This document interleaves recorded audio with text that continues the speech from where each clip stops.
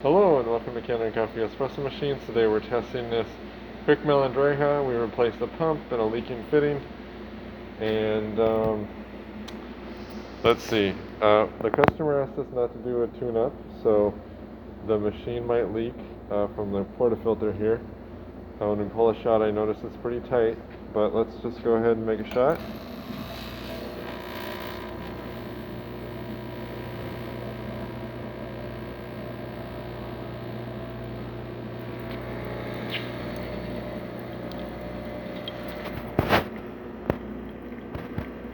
So no leaks, that's good. Getting a nice shot of espresso with really good crema.